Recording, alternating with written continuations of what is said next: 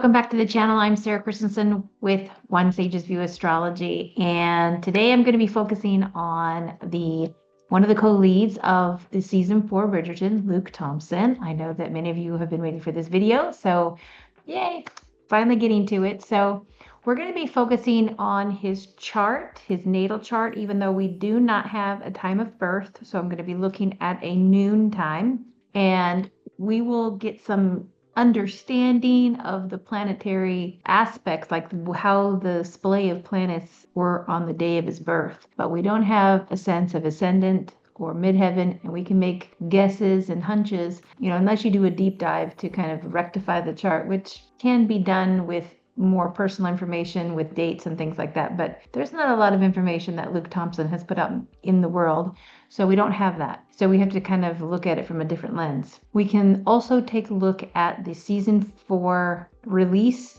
on the part 1 on January 29th. And we can also look at the part 2 release and what the energies are there and how that might play with Luke's chart in both cases, and get a sense of the themes that the astrology has to offer us some insights for how he might be experiencing it. I also have a chart of a combination chart between Luke's chart and Yerin Ha's chart. And in the same case, we don't have details on Yerin Ha's time of birth. And so we have not as much we can do in astrology directly without time of birth. We can do some general stuff. So we will try to look at that from those lenses. There's very much a different energy in this season. I think everybody is aware of that. There's maybe some anticipation to this because it's a loved story.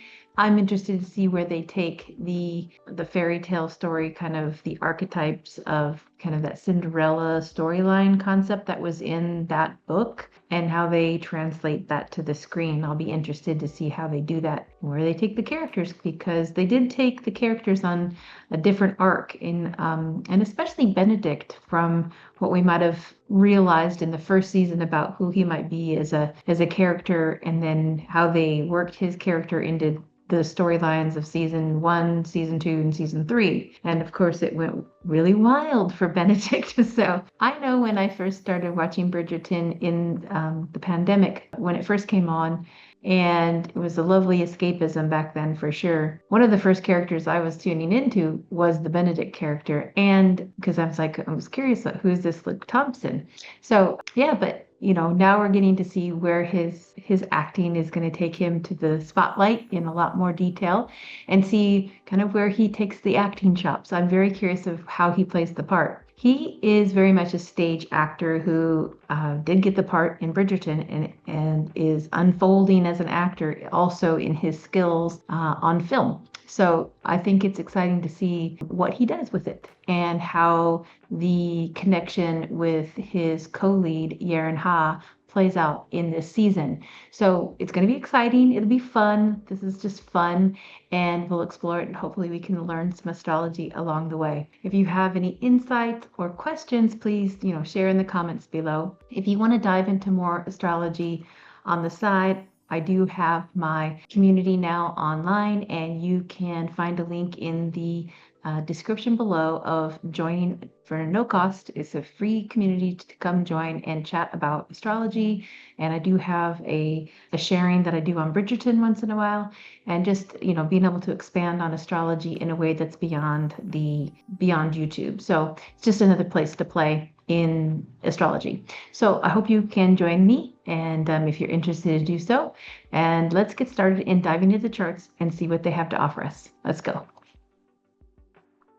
All right, we're going to dive into Luke's chart. So let's take a look and see what his chart says on his archetypes, planetary planets in the signs, and what we can glean from that astrology from a limited point of view without the time of birth. So let's take a look. Let's dive in and take a look at the planets for Luke Thompson in his birth chart. So I want to gather a little highlighter here so we can take a look at Luke's detail and kind of get a sense of where things are. Just in what we're looking at is, this is a noontime chart. So the midheaven is here, and within, I believe this is whole sign houses.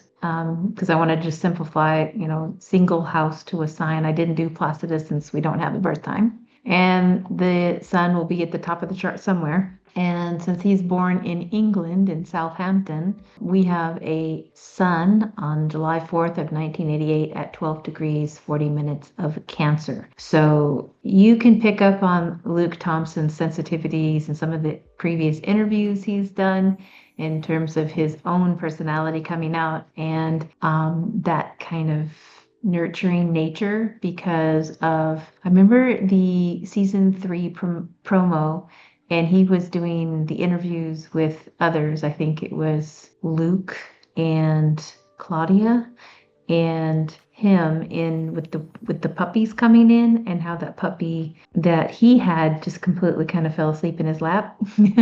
So it kind of gives you some insight into his own energy and how, you know, an animal, a puppy, would be calm in that presence with him. So that's the Cancer sun. Okay.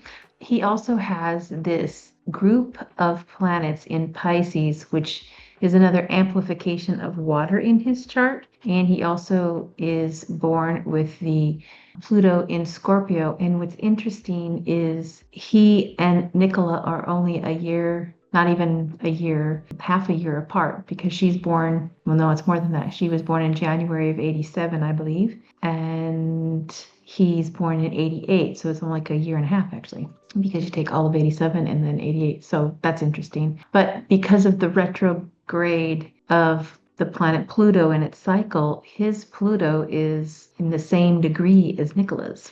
So it's kind of interesting in terms of that powerhouse of the Pluto energy. Okay.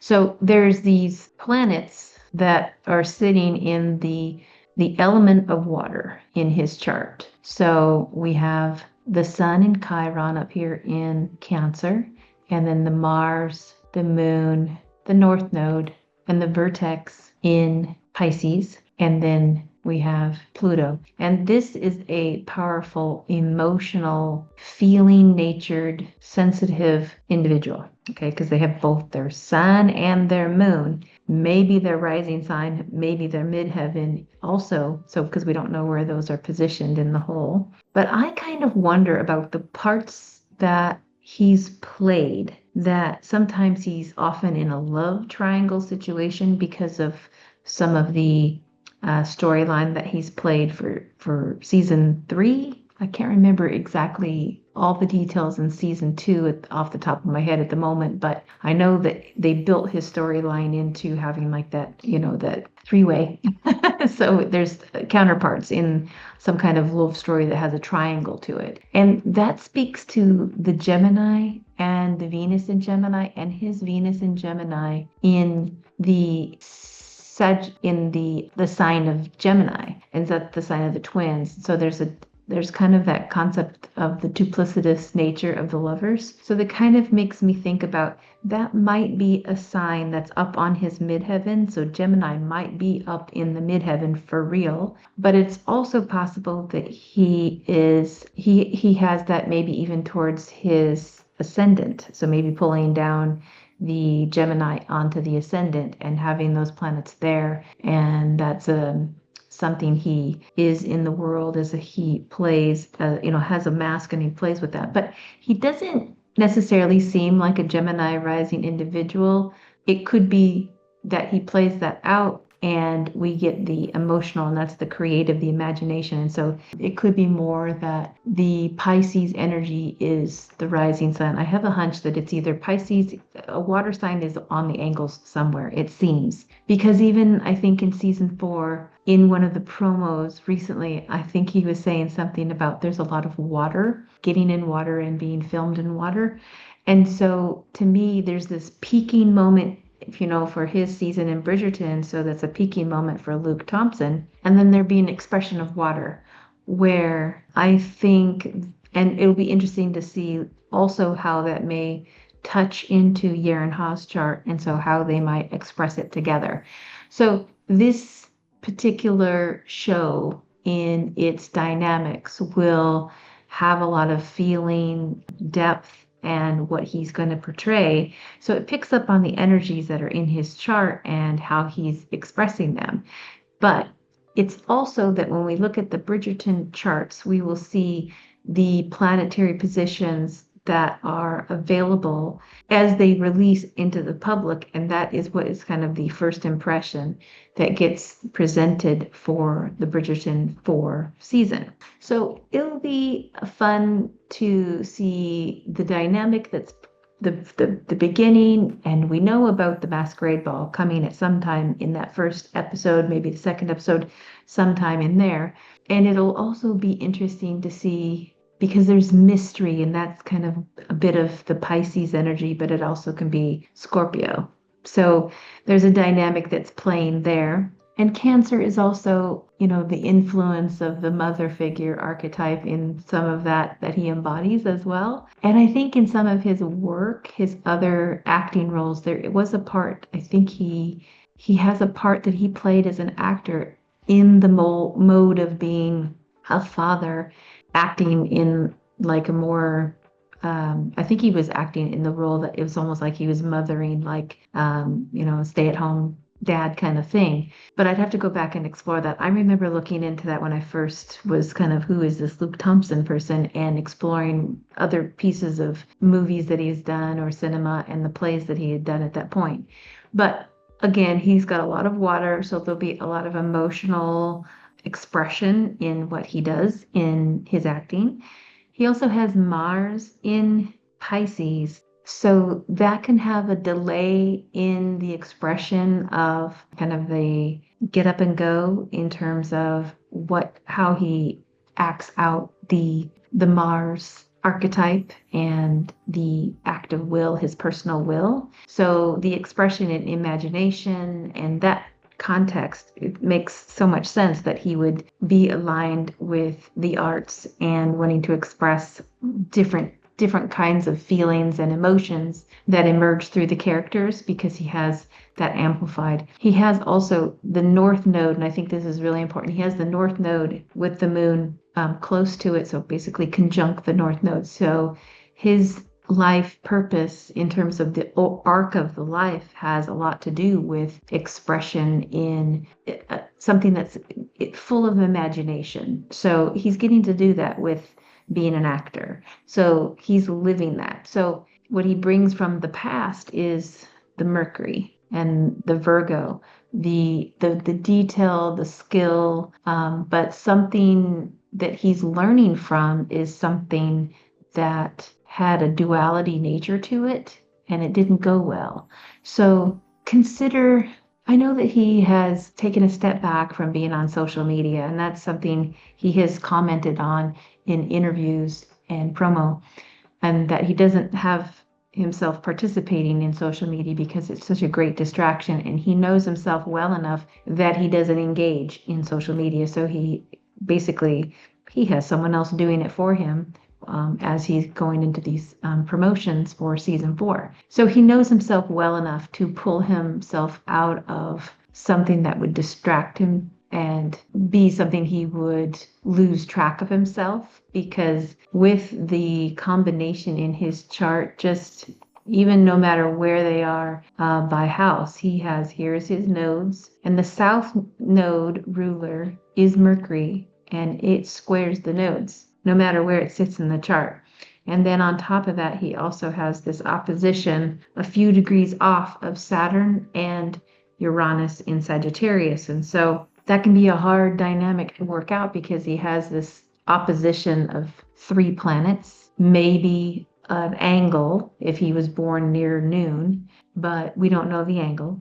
So we're just going to speak to the planets. But he has that opposition, and that creates great tension between how, the outside world can be a distraction for what he really wants to do for himself. So it's not surprising he would not participate in social media and the distractions that come from being on social media. And you can also see, I think, a lot in the characters that he's played that have an exploration to them, a little bit of adventure and the unexpected, and that emerges from this part of the chart that might be expressed in his work. So I think actors get roles that do activate something within their own chart in big ways and at different points in time. So his is coming online season 4 at a very unique time in history, because we have this huge conjunction coming up with Neptune leaving Pisces. So the filming of the show was happening with all the Saturn and the Neptune in Pisces. And we emerge with the first part 1 with Saturn still in Pisces. But by the time we get to the part 2, Saturn will have moved over to Aries, and Neptune will definitely be in Aries come January 26th. So both of those planets have already been in Aries last year, just briefly before they went retrograde. And so there would be an initial kind of burst of energy, but they're kind of in a closing cycle until they make the conjunction on February 20th. And when they make the conjunction on February 20th, it's a brand new unfolding. And it's interesting that this show is kind of timed right around this period of time. And by the time it's completed, we are just days after the conjunction, because the conjunction is on February 20th. Part 2 comes out on February 26th.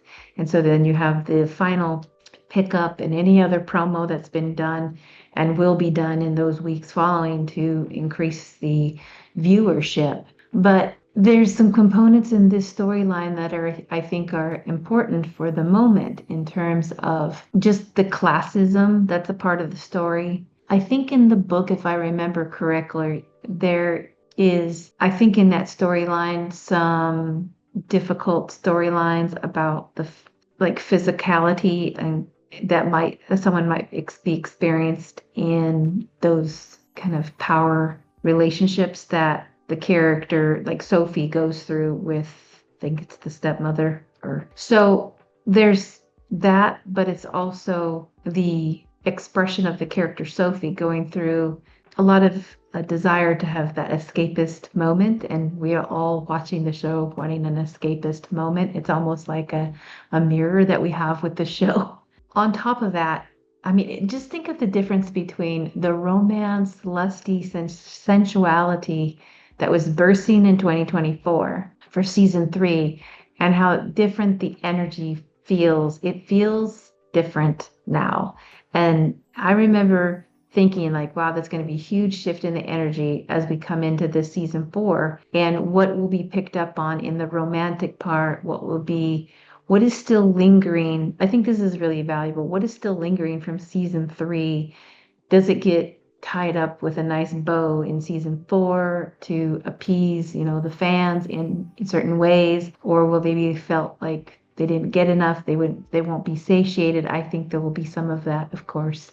Season 3 was off the charts. And so you have Luke Thompson, who is a beautiful person, and he's an interesting character. I like his character as a sibling, and how his character plays with Luke's character Benedict, and how he connects with his sibling played by Claudia, which is Eloise, and how they play off in the show. I think that's one of my favorite relationships in the show, actually, because it's so, I don't know, it offers some clarity about them showing up in the essence of who they really are, and including all their insecurities with each other, or most of their insecurities, and having those little moments. I think that's super interesting in how they play that off, and also then the differences of the world of what it meant to be Eloise and the world that it is for Benedict, and kind of the perspective of that in that reality. Because even though this is a show of full imagination, and I'm really curious what they do in season 5, if that is Eloise's show, I don't know.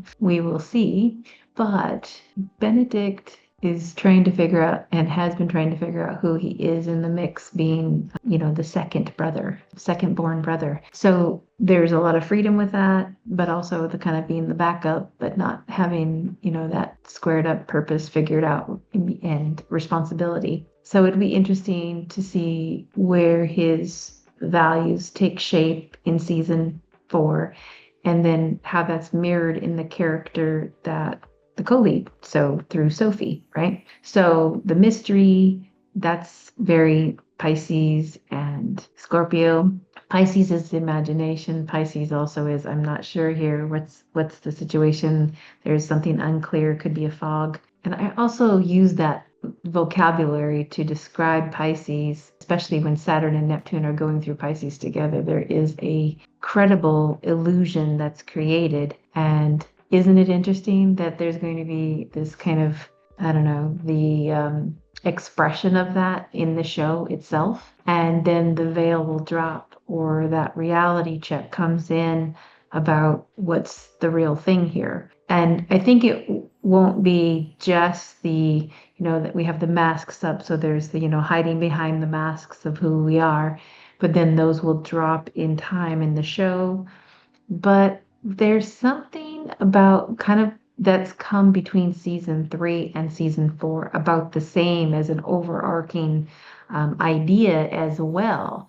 And we have kind of in just this, we had so much information we had shared with us visually, unexpectedly, and maybe unintentionally, or maybe intentionally in season 3 promo, and then what the expectations were and what emerged out of season 3. So there was a mixed opinion, even though it was watched with enthusiasm, great obsessive enthusiasm.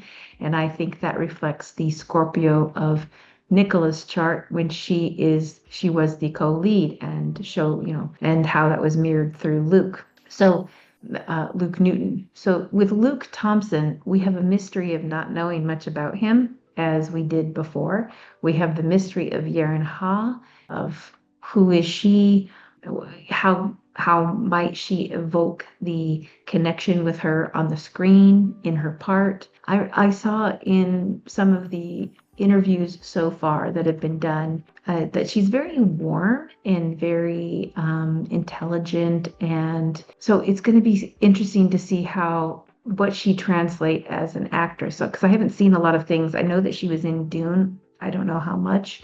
I have not watched Dune.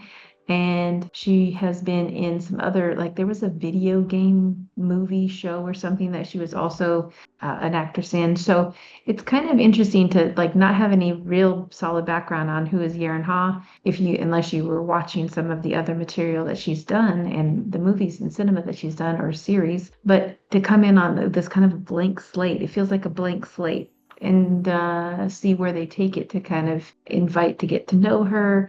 And then how does that translate into how they evoke the romantic, the mystery, and the imagination and the escapism that comes with this particular theme? It's kind of like the Cinderella theme, right? But I'm kind of curious how they turn it on its head for Bridgerton. You know how Bridgerton is. I know I've seen some people write in comments on other videos about there was another showrunner. Some people want to go back to the first showrunner. I don't know the name of the first showrunner. Some people like I think it's Jess as a showrunner, and some people don't, and they have strong opinions about it. So it'll be interesting to see how that plays out. And if that will change at all in future seasons, don't know. I guess that depends on what happens with this particular season. I think this is a very important season, hinging on what they might do in the future and how they might play with other character parts in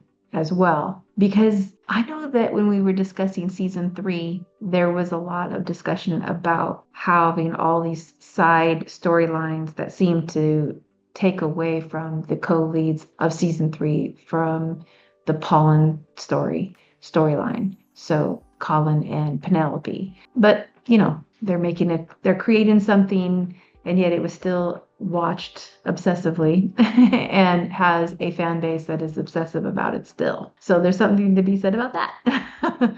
What else? I don't sense that with season 4. I sense people will enjoy it, but they'll be approaching it with more of a feet on the ground, objective, knowing that, I'm going to go step into this for a little while. It's an escapism for a while, and then step back out. And I think what we're going to find in the play of that will be less, there won't be as many people viewing it as the volume that they did in season 3. I really believe that it won't be as obsessive. I could be wrong, but I really think that's possible. So with Luke Thompson, he's got this interesting mutable cross in his chart, wherever it's displayed, right? Like I'm not certain of his rising sign and not certain of his midheaven because without having an indication of some kind of time of the day that he was born, we don't know that. There's only hints on his personal life, like he grew up in France, he's bilingual, so there could be that there's a tie between, the fourth house could generally be Sagittarius because of that being out in the world, and you can see that the Jupiter's up in the ninth house if we have a noon chart.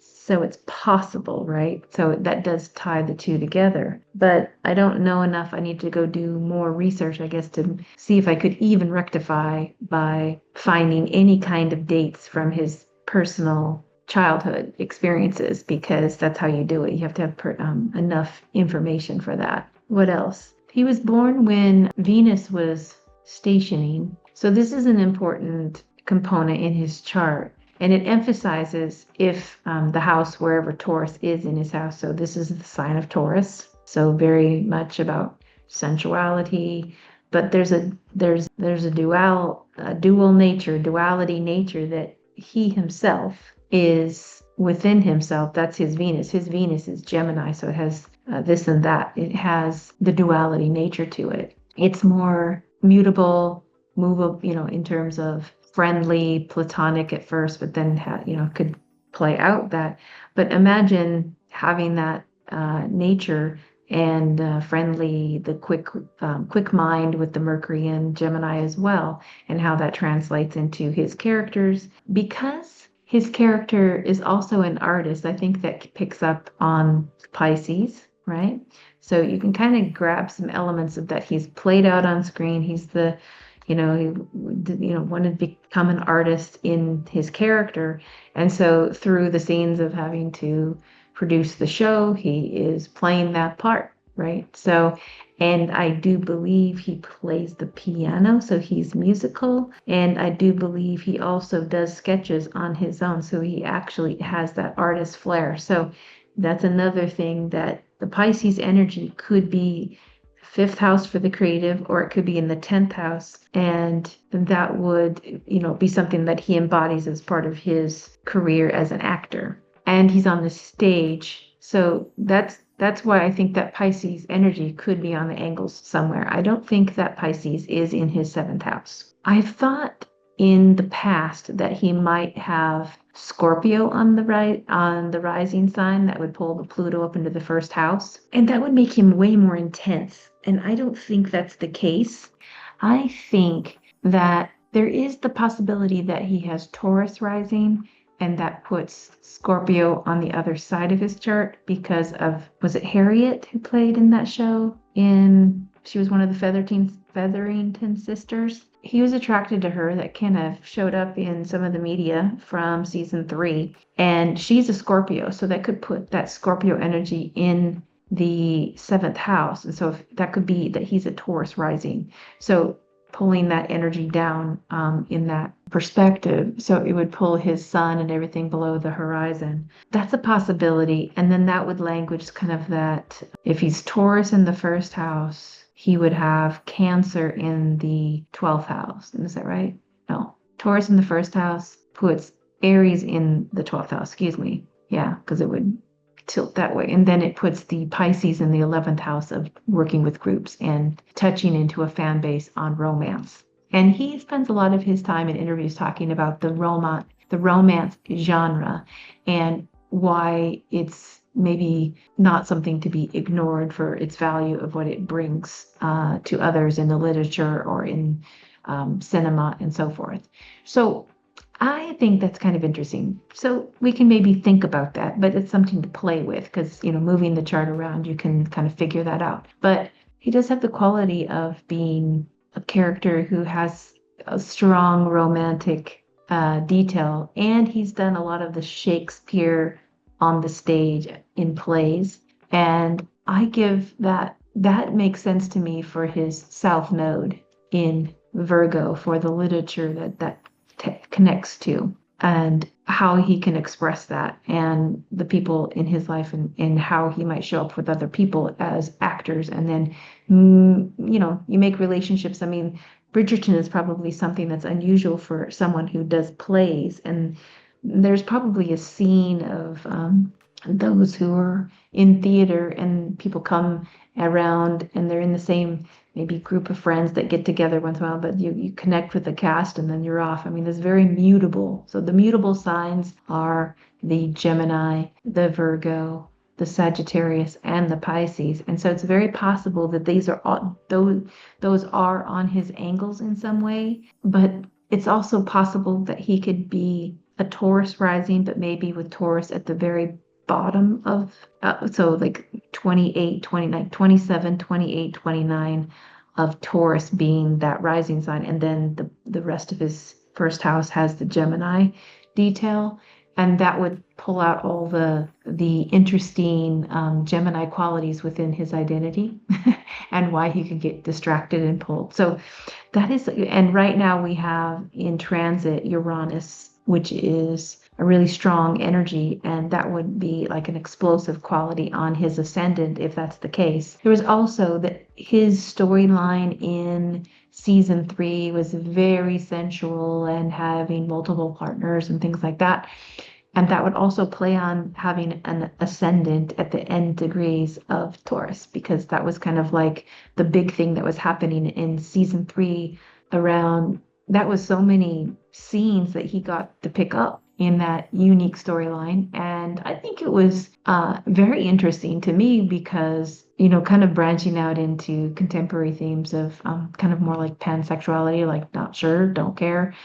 Just want to explore and be curious and figuring out who you are through those experiences. And I think that was an interesting thing to look at within the contemporary perspective of this show, not all being, the 1800s. I mean, it's Bridgerton, come on. So it makes me think so much about his chart. And like I start in my mind, start turning his chart, trying to figure out what might be a rising sign for real, based on the reflective quality that he would be expressing through the work that's being done, and then what is landing when certain planets in their certain positions when he's breaking open in a big way. So he's definitely having to speak a lot right now and be front and center and promote a strong show about romance and definitely a classic storyline around a Cinderella concept. Classism is in part of his theme, and how his character thinks about that anyway. There's also, I think, one of the things I underlined about this show, I think is going to be important and will show up, is there's still a mirroring effect, and it's a mirroring effect within the characters, but I also think that there's something that is mirrored slightly. It's very subtle between Luke Thompson and Yerin Ha, and you'll see it in their chart when I show you them together. It is Yerin Ha's character, I think, reflects something about her own self-worth, that she exudes the energy that her own self-worth, and that self-worth is something that's in the Sophie character. And I think the people who cast her saw that within her presentation of the character and how maybe she presented herself, and the dynamic of being able to, create feeling and evoke feeling and emotion in people when she was cast in the role. And that's important for us to connect with the character, right? Because the books are one thing, and then it's another thing to how it's translated on film. So I think Sophie's self-worth is something that Benedict is searching. He's like all over the place, right? We trying to find, who am I? What am I all about? And I think Sophie, even though in the class structure she might be in a job and not in the same class structure, and so that might have a judgment against that from that imaginary tale, right? But it's her self-worth that probably is so strong that it's the thing that he's going to be attracted to at some point. I think that's really going to show up, that she has value, self-worth, and so it wouldn't matter where she is in the mix. You know what I mean? So I think that's a key component that will stand out. It doesn't matter where you stack in the imagined hierarchy that's been created by men in society or imaginary society, because this is like, This is a creative piece, right? But it helps us reflect about life. And I think that'll be great to see how they take the storyline. And it maybe instills in him, just because there's a mystery involved, he doesn't immediately know. It kind of evokes the feeling of the mystery, his imagination, then you can see in some of I think there's something about his painting that emerges again because that was shut off before. So there's parts of himself that get awakened or reawakened. And so that's another thing about the true self coming out. And so we have these themes, and then we look at the actor and what they're pulling out of the chart in a particular moment. So let's look at, so another thing about Luke before I jump off his chart is he does have the Jupiter in Taurus, which lends to all the sensual parts, the sensitivities he has, the grounded, like he's expansive in that way, and also maybe have a grounded. He has to ground himself. When he's grounded, he grows, and so that's important. And it's kind of an interesting. There's such a highlight though of the mutable signs: the Pisces, the Gemini, the Virgo, and the Sagittarius, Saturn, and Uranus.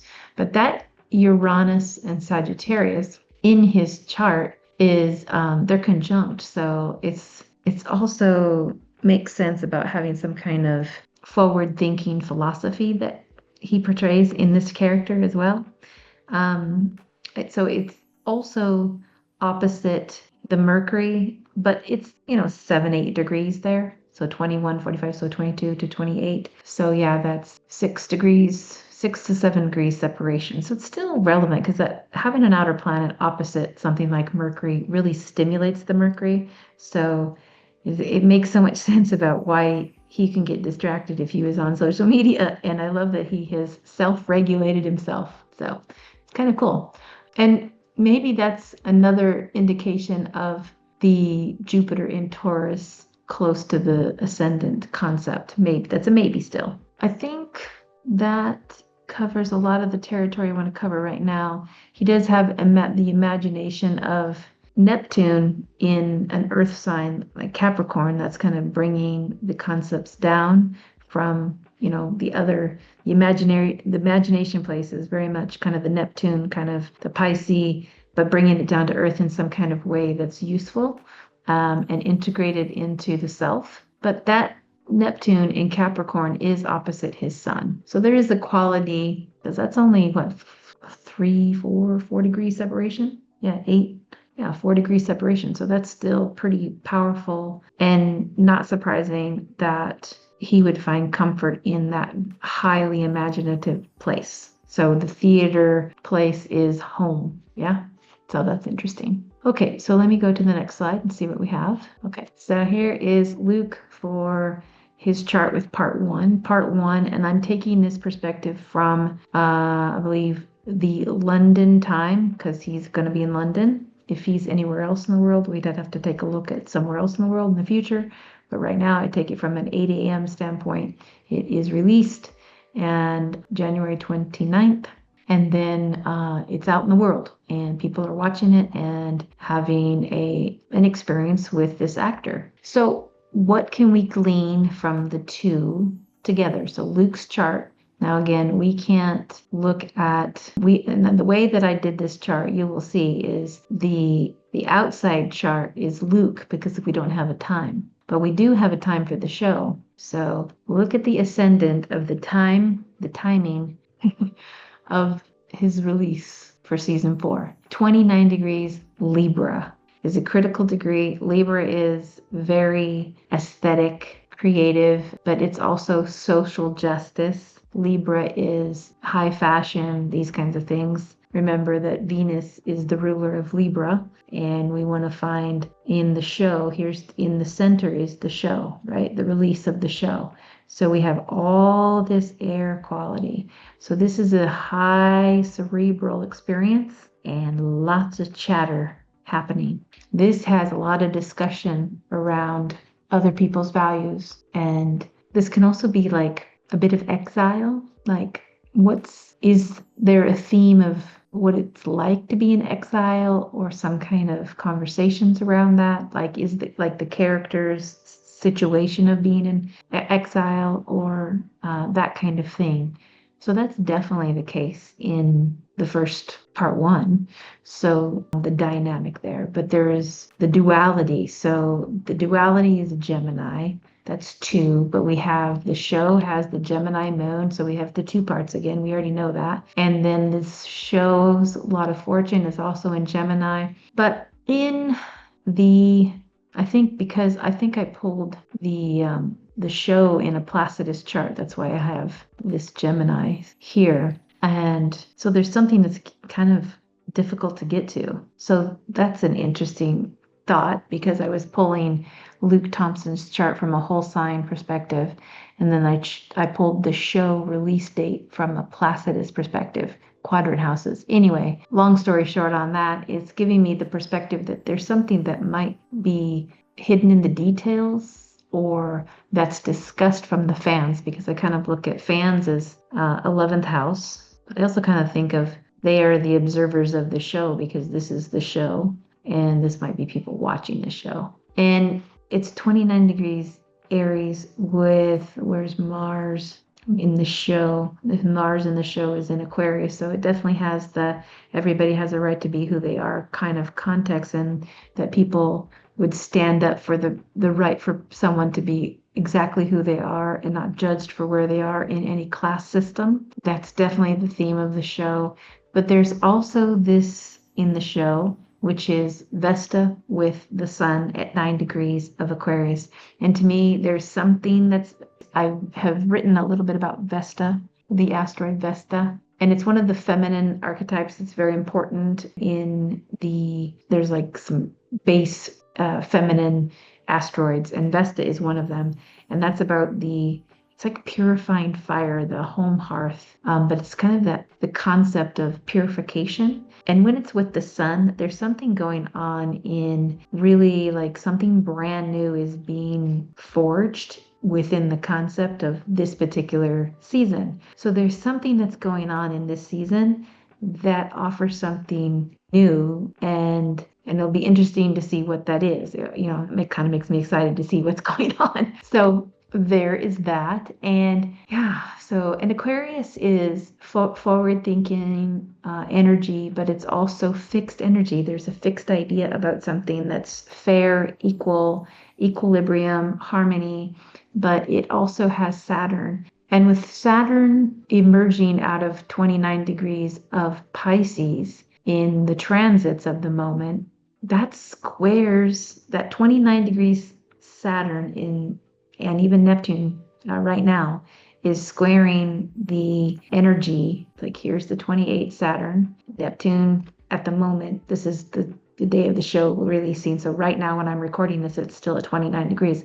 Well, that energy actually squares off on Luke's Saturn and Uranus. And it kind of makes me wonder like what energy is unleashed in this moment, because that's kind of an unleashing thing. That fire energy of him, but being portrayed through a character, and then the energy going from the Pisces, the imagination, and then into the fire energy. There's kind of like this really edgy something that's emerging that can be brand new and pioneering, because that's Aries. But when Saturn goes into Aries, it's igniting something with Neptune. And I think there'll be some buzz just around that combination of where it goes in the storyline. So the commentaries afterward might be heavy into how great the romance is or not, how how much time certain characters got to play. I think but it's more that there's something new that's emerging that fans did not maybe expect, and which is good, because if you expect too much and it plays like you expect, then it's like, okay. But if you have something that's exciting and goes in a different direction and it makes you think of something new, that's kind of exhilarating when you're watching a show, or it invites you into something new, and that's what makes it thrilling and exciting. So it's going to be interesting how they do that, right? How it's translated. Interesting that also is you see this stack up of Pisces energy from Luke's chart and how it's playing off with this Saturn and this combo here. Those are difficult combinations. So the water, I think in the book, I can barely remember the book. I read the book a year ago, and I think it's important to like in the storyline, I think he gets sick, right? And I think he might have a fever or something. That's the fire. And so, but I don't know where that is it in season the part one of season 4, or is it in the part two? I don't know. But the combination alludes to the water being emphasized maybe in this part one, and then something new and dynamic is emerging in part two. Okay. And isn't that interesting? And maybe a bit of synchronicity that this is a very important theme in our society in general, like in a big arcing way. And to have it like really visible through the medium of art and cinema series that people like millions of people will watch. And how does that translate into energy and frequency within, the current moment, given all things that are happening right now or unfolding right now, and the desire for the escapism, and then in contrast to the reality, the more challenging things in the reality. I mean, that's the wonderful thing about having some escapism with art, right? So yeah, so this is going to be an interesting season for sure. I'm super curious about how things are going to play. What else is valuable to see here in Luke's chart? Luke Thompson also has the node. He's in a nodal return, and so that shows up in the show. So you have North Node in the transiting moment is at 10 degrees Pisces when the show lands, and his North Node is at 17 degrees. So the filming of his season was happening in his nodal return. He's a little bit beyond, just slightly, but still within the same sign, right? That engages two planets really in a strong way. The Mercury, and here's the show Mercury right here. The show Mercury and the Venus is very right next to it, but also that's his South Node ruler. So what he brings in, what he's communicating, and then what is communicated by others about shared values, insights, and what he's portraying as a character. So people will relate to the character, and that's the feedback loop you can get through observing an archetype on the screen and, tuning into it and engaging with it, some kind of feeling. And it might evoke a feeling or emotion within you, and then that's a mirror back to yourself. So it's always fun to look at these mirrors. That's a very Venus thing, right? And also the North Node is the Jupiter. So we look for Jupiter, and Jupiter is in a very powerful sign of Cancer right now. And there's the Jupiter. So this Jupiter is in a trine of his own North Node. That's super powerful. And Jupiter is in the sign of his sun. And Jupiter is retrograde, and it will go back to 15 degrees of Cancer. I think it's about sometime in March, early March, where it stations at 15 degrees. And that's a real critical moment collectively, which I discussed in another video. But when Jupiter stations to go direct after being retrograde, it's a really big thing, and especially in Cancer. So that's so interesting, and how this is a really big growth moment for Luke. Luke Thompson will benefit in a massive way through the expression, and it will reward him because he's got beautiful Jupiter lending into that part of his chart. So that's fun to see, right? And I think what will happen also is how people will connect to the Benedict that softens, and his sensitivity will emerge even more because that Cancer, that Pisces energy. So that is definitely interesting. And then once we go through the journey of the imagination that's pulled, through the romance, it's also then what the character then gains clarity. And the clarity part would be those planets in actuality, the Saturn and the Neptune merging into Aries and having good clarity. The veil has dropped, these themes. So you can see how perfect the archetypes are with the veil dropping and what's happening with in the show itself. There's this really interesting connection between the show and what's happening. But I guess you could probably pull that within other stories as well. It's fun to see between the actor and the transits of the moment of something that they are creating and putting out in the world, and how that translates within the archetypes that are picked up. There's still some unexpected energy here, because we still have the Uranus in Taurus and it's retrograde, so it is backing up to the Jupiter. That should station direct pretty soon. I don't have the exact date on that, but I will put that here. But that is still very active, that connection between the transiting Uranus and his own Jupiter. So there'll definitely be some sensuality in the show. Surprise, surprise. And there'll be an interesting sensitivity to it. There will be water because of the water that's in the charts, both his chart and the moment of the show releasing. So you'll have people connecting with the water themes and this part. So the show itself has a very transformational, it has some darker themes as well, that come out through the Sophie character, but also Benedict's character, and which we got a glimpse of in season 3, and then his sister and Mrs. Penelope Bridgerton, noting that he's been a rake. so that's going to be fun to see how it plays out, right? So I hope you had fun on that one. So let's dive into the next one. All right, so let's go to next slide. Part 2. Here's part 2. So part 2 comes out on February 26th. I also did this chart at the 8 a.m. in London, and just to get a kind of what's going to be the vibe of the second part when it comes out. And what's really important that emerges is, in this one, I flipped it around. I did.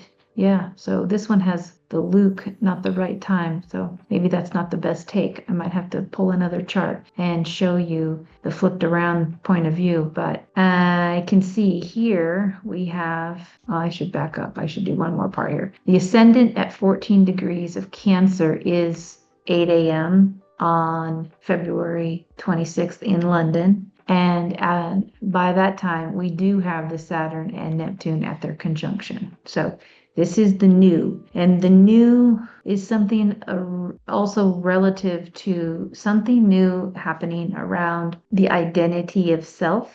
And it's okay to be an individual and being able to use your free will to choose your path. You have a right to exist as you are. And that, to me, is part of that theme in the second part. Other things that are in there are, we have the Jupiter at the point, very close to the point. It's in the degree, and I don't know if it's completely slowing down at this moment. That's the Jupiter at the 15 degree, but it's still slowing down. Of course, by March something, the first 2 weeks of March is when it goes stations to go direct. But that has an emphasis. That Jupiter in Cancer is emphasizing something about family and what's important in family, and for the solar personality, the essence of the person, so the actor's essence. Lots of sensitive, feeling, natured stuff still going on. We still have this component of the sensual still in that show. So there's both components, both sensuality being something surprising because you have Uranus on the Jupiter, and yeah, so that'll be interesting. And then we have, for sure, we have a moon in Cancer at the time of the part 2. So that is really emotional. So that's a lot of energy in Cancer. So what someone might need in feeling protected, feeling safe, feeling nurtured through emotional safety. That's themes. And then how that is also translate to people who are watching it, can translate it to identifying what they need. So when someone's watching it, they might tap into something in their own soul that is like resonating because of the need that's being expressed in the art, and then it's picked up on the individuals. So that's really important. Challenging energy is the Chiron in Aries, which can be something that's translated as I have a right to exist. That's Chiron in Aries. and I must stand up for myself. I must speak up for myself because I have a right to exist. But underneath that is having been conditioned or believed that you didn't have the right to exist as an individual and as you are. So that's an underlying theme that can get pulled out, okay, as well. And that might be something that's translated through the journey of his character in the second part of the show, okay? Mars is important in that equation because Mars is responsible for all the Aries. So let's see, Mars is still in Aquarius, but Mars in Aquarius is squaring off on this energy as well. So Mars squaring the transiting Uranus can have something unexpected by a man or a idea about identity in the show. That's possible. I hope I language that right. And yeah, because Mars in Aquarius is about having, showing up with courage about others having the right to be exactly as they are. But that's squaring off with Uranus in the moment. So this is, to me, the translation of what's happening in reality. And then there's these themes presented, and that makes maybe a strong discussion because, think of all the media that goes down with Bridgerton once people watch it, and then how that shows up in media and in the juxtaposition of what is happening in the real world about racism, about just so many challenging themes because of classism, hierarchies, power, misuse power, abuse, the abuse of power. And this show is going to touch on self-worth, confidence, personal breakthroughs, true self, having the right to be yourself, on and on and on. These are going to be side by side in the media, So there's something very powerful about the timing. I'm telling you, it's so interesting because they delayed the timing so they could shoot this particular season in the fall for part of the show. And that's why we got it later in this time frame versus having it in the summertime. So, or at Christmas time, right? So we're getting a little bit of a delayed detail there. And here we are with all these interesting, challenging, big themes going in our collective movements right now, and how this show puts themes in a juxtaposition for us to discuss and maybe take a look in the mirror.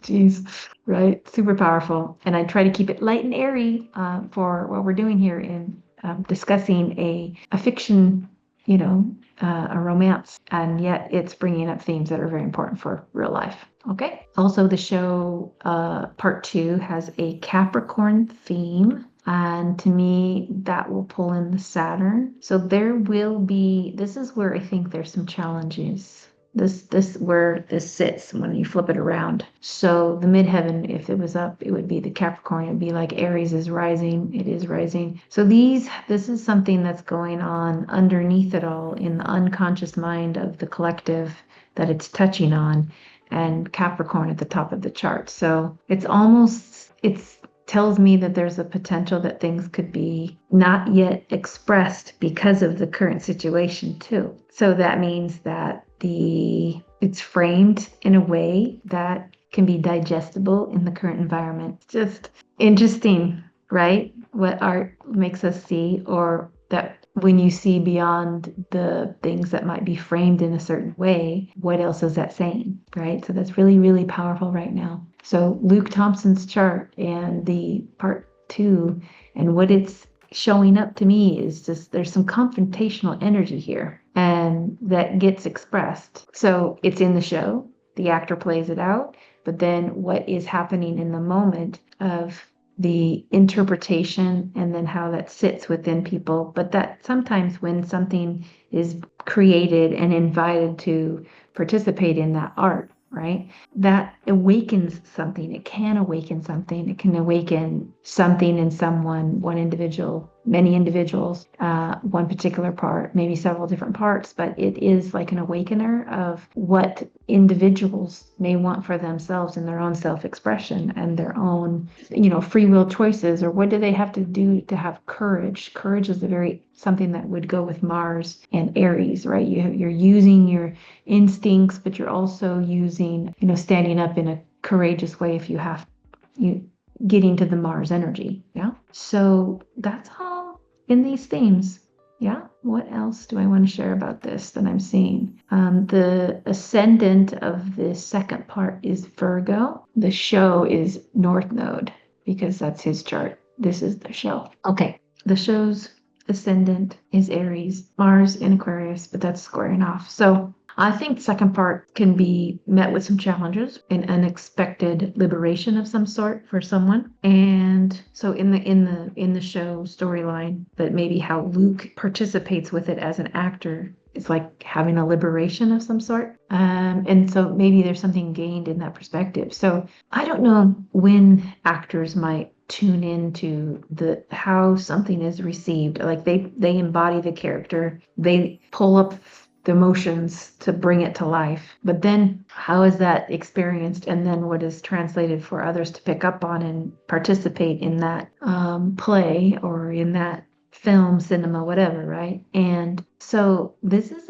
definitely evoking some interesting, challenging energies at the same time. So that'll be, I'll be interested to see the analysis from others on video, on YouTube and elsewhere that discuss Bridgerton and this particular series, because that will be something that you can pick up on. And of course I will take note because I like to see how the actual does translate in the moment, in that day or days after, because people will be chatting about it. So okay, I don't think I have anything else on this chart. Yeah, we definitely have Venus in Pisces is very strong for romance. So we still have a lot of romance because Venus in Pisces is exalted. So it gives us that. We also have the sun in Pisces. So this whole stellium of Pisces accentuates something about the romance and the illusion. And there's something that very strong that can be gained because the North Node is with the sun. And that's really interesting. That all of that energy does square his Pisces and his Sag still, and this part. So that bulk of energy is going to be really interesting. Does it dial in more on what's going on behind the scenes? How much interest is what's behind the scenes? Where's the behind the scenes? These kinds of things. Or I remember when they first started filming, the caution that they took to try to, keep what they were filming private, but it leaked out, right? Some images did leak out, and that's to me represented in all that Pisces energy as well. All right, so I don't think there's anything else on this. Yeah. Okay, so we're going to go to the next one. The next one is when I combined Luke's chart with Yerin Ha's chart just to see his birthday, July 4th, 1988. He was born in Southampton. I believe that's right. Where do I have that? It's right there, Southampton, England. And she was born in Australia, and her birthday is January 16th, 1998. Again, I don't have a time. She's 28, so she's in the fifth house, creative annual perfection. So the creative aspect of the work is really strong in the themes for her. Again, we don't know what her fifth house truly is, but I just know that fifth house is what is present just from her age. She's also in a Saturn return because she's age 28. So this is interesting, which means that she's probably a strong Saturn individual to have work that is strong in her Saturn return year. And then his birthday is July, so he's 37 at the time of the release, but he'll turn 38 in July. So that means he's in a second house annual perfection. So when it was being filmed, he was in his first house annual perfection. So, which is another indicator that he would have some kind of water on the ascendant, I believe. There is an argument for the Taurus, the end degrees of Taurus as well, because of the sensuality of the show. And that would be him having to deal with body image in a big way. What else? And I think also looking at Yerin's chart is the outside and Luke's is the inside. And of course, there is no ascendant truly, and there is no midheaven truly. So we want to make note of that. But we can still look at combinations, and I've highlighted a couple here that I think are really good to point out. See, I need a different color. Let's pick up pink. Okay, so in the charts, where's my highlighter? Give me a second here. I'm having such a hard time seeing my highlighter. Oh, there we go. Okay. So the first thing I noticed was the nodes. So she is a Pisces south node and he is a north node. So we definitely have a nodal connection between these two, and his moon is connected to her south node. So there is definitely a connection at the soul, lunar, imaginate. Now, this could be two other creatives having created before and are creating again. Okay, so there's that. So, and something being definitely, he's on the path of furthering that. But this is a new territory for him where she would have experience a bit more in the past perspective, because her south node Pisces highlights that Jupiter is her area where she's learning something new. And here we have Jupiter in Aquarius. And here Yerin Ha is south node Pisces.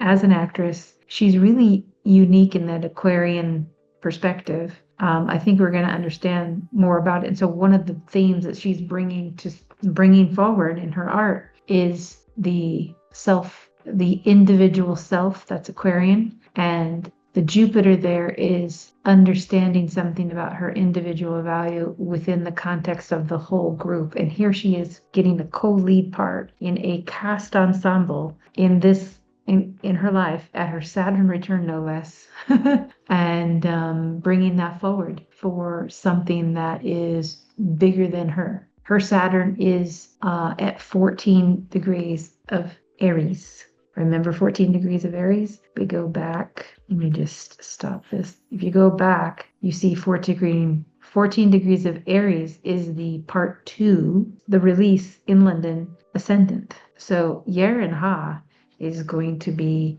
very interesting in what she's showing in this particular piece of work that she's doing. I think it's going to be a shocker for people. With Saturn in Aries, it can be challenging for some of the detail that comes out. And the reason I say that is Saturn is not quite all the way to her actual Saturn. Her Saturn's at 14. It will eventually get up there when she's 29, later in the year, and definitely in 29. And then Saturn lessons, or what kind of work did you put in, you get rewarded. Saturn tends to reward if you put in the work. So we will see how that translates, and that might help us identify if she was born in the day or the night. Again, if actors don't have their information out there in social media or in some capacity in an interview where they've really opened up, it's really hard to get to figuring out what they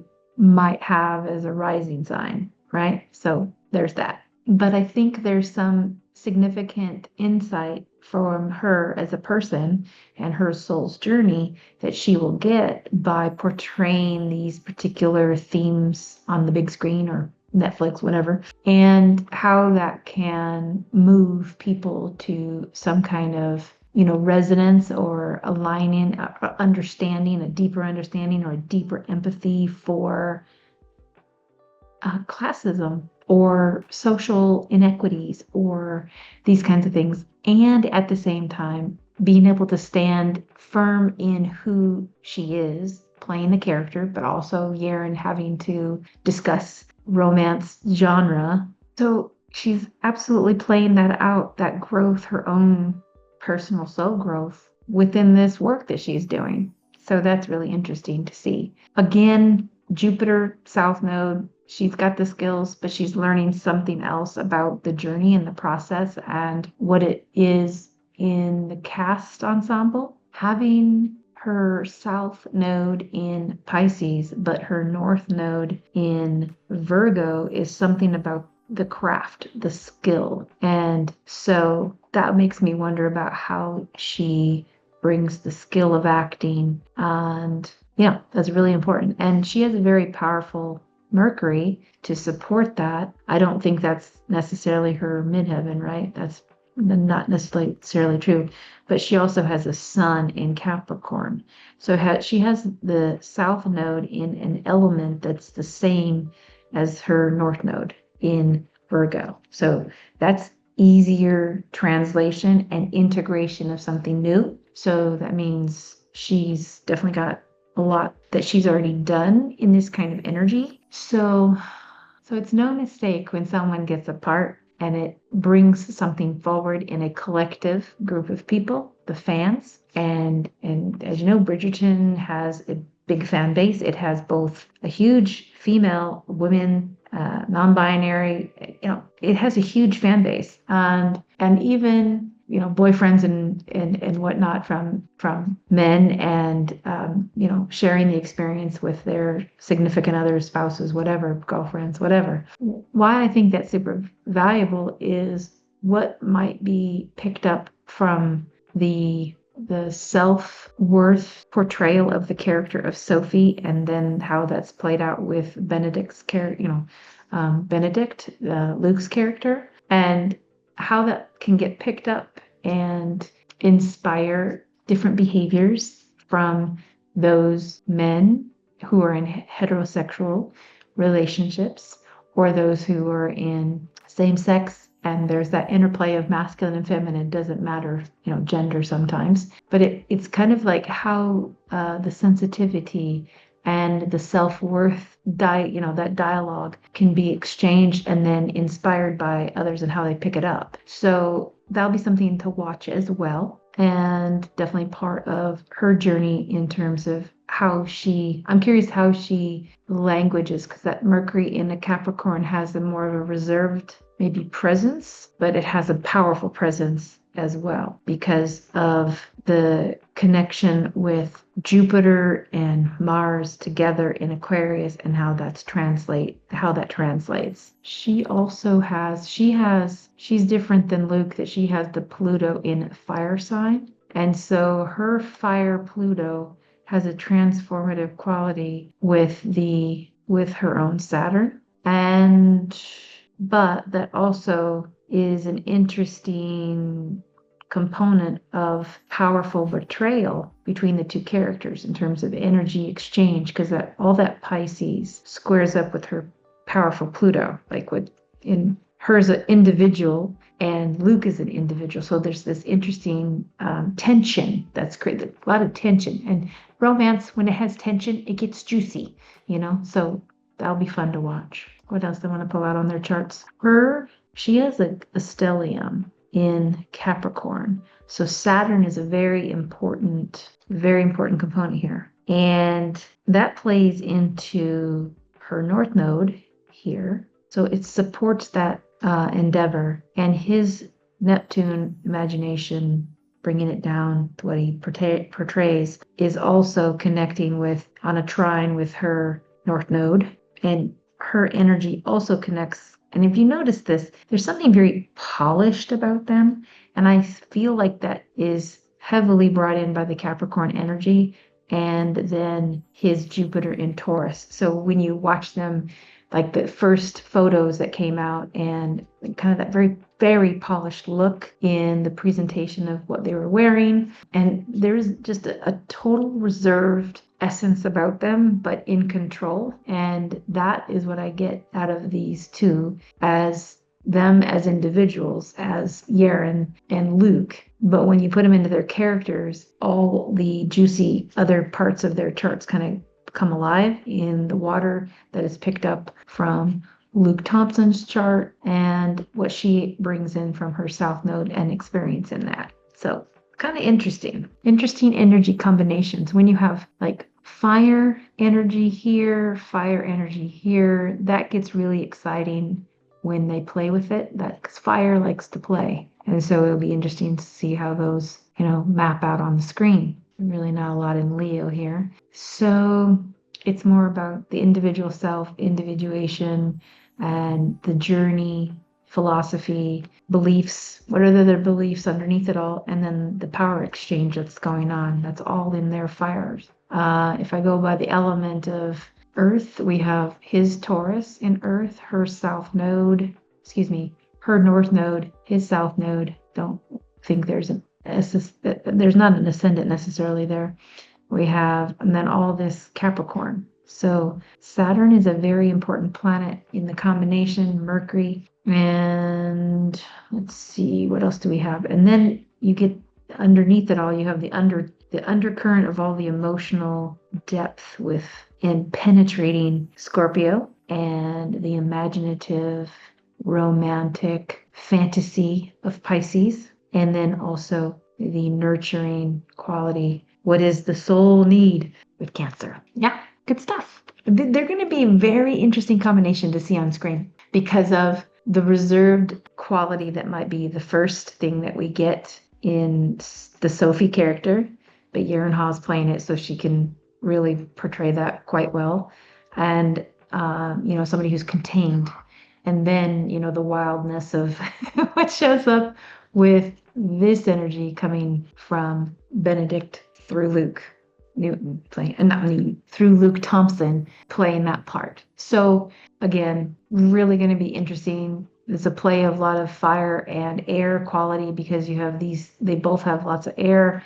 There's definitely some fire components here that make it really playful, and that will show up. And then the emotional content. So there's nice balance of all the energy here. And, earth, fire, earth, air, and water, they're all kind of present in interesting ways. So I think that will be really expansive in what can offer us in enjoying what they do for season 4. This has really been an interesting kind of exploration of their charts. I would like to see how that might play out. I might play with it a little bit more to see if I can get closer to knowing what their rising signs are. But again, that's really challenging. You have to really have we do have the date of the release date that you can use for rectification and you get closer, but you almost need, 10 to 12 specific life events that are, really solid with a time and exactly where they are when that is. So are they for sure going to be in London? I don't know if they're going to be in New York. They're on this world tour.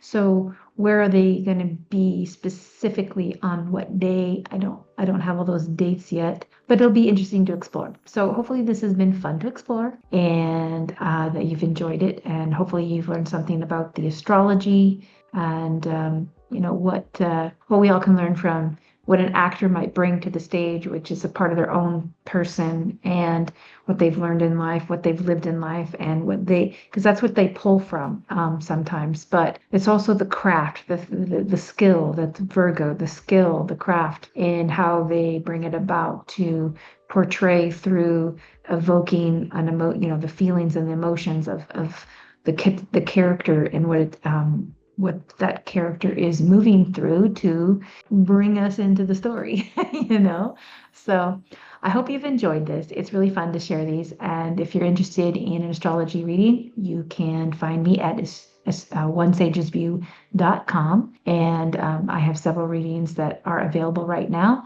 And especially with Saturn and Neptune emerging into Aries, I do have a Saturn in Aries reading that is unique. And if you are interested in understanding that for yourself, you can look at that. But I hope you've enjoyed this and, come join the community if you want extras on Bridgerton and astrology and the book that we're reading, which is The Fire Element.